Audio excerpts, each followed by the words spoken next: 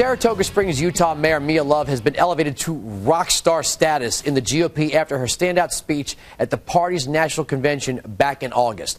After overcoming relentless attacks, and I mean relentless attacks from the left, she's now trying to make history by becoming the first black female Republican to be elected to Congress. And I'm back with Mayor Mia Love.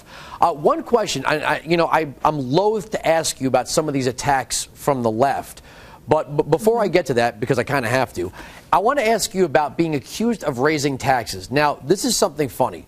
When mayors raise taxes, we're talking about small local governments where community members can quickly weigh in on taxes being raised or lowered. That's a huge difference than the federal government imposing tax rates on people. Right. Well, when Saratoga Springs incorporated in '97, we had the lowest agricultural tax assessed to us by the county.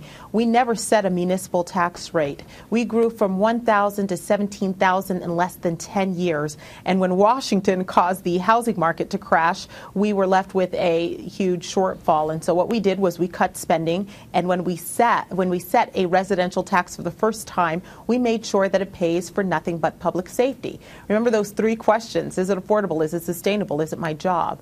Public safety is my job. It's a role the government plays. It's one of the few roles the government plays, and we make sure that our property tax pays for nothing but that.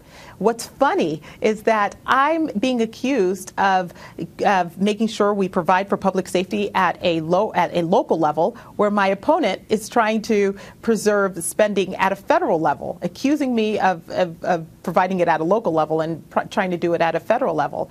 I can tell you any officer that's here would say they prefer to have local funding through their local areas with more control than funding from federal government with strings attached. Well, I saw your speech at the RNC. I, too, am a distance runner, so I understand that part of it. But since then, you have been the target of really brutal and unfair attacks. Now, I think that the conservative movement is an organically diverse, big tent movement. People arrive at conservatism on their own. They're not baited in. But the Democrats seem to think in the lack of baiting people in, that's somehow racist. But here you are, and now you're being attacked by the so-called voices of tolerance.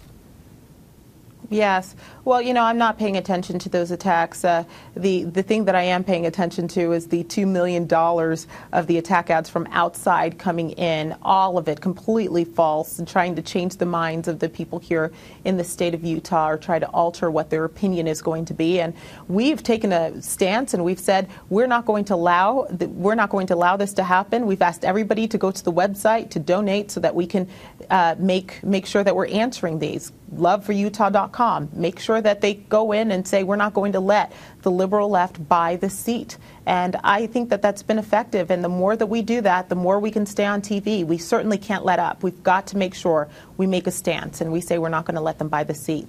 Well, I saw the Wikipedia and the tweets and the stuff. Have you gotten any support from the NAACP or any other group? I mean, or is it just, well, if you're a conservative, you don't count anymore? Well, no, no, I haven't gotten any support. We do have some local support from people, and I don't know whether it's going to be the NAACP or not.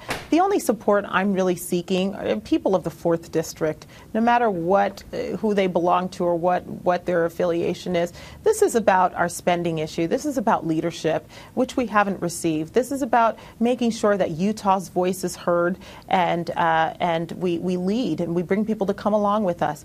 To us, this is about the fact that we're not doing better than we were 4 years ago. Our families are struggling, people are out of work, and it doesn't matter who we receive help from. We're a big tent. If anybody's concerned about our fiscal issues, then I'm their candidate.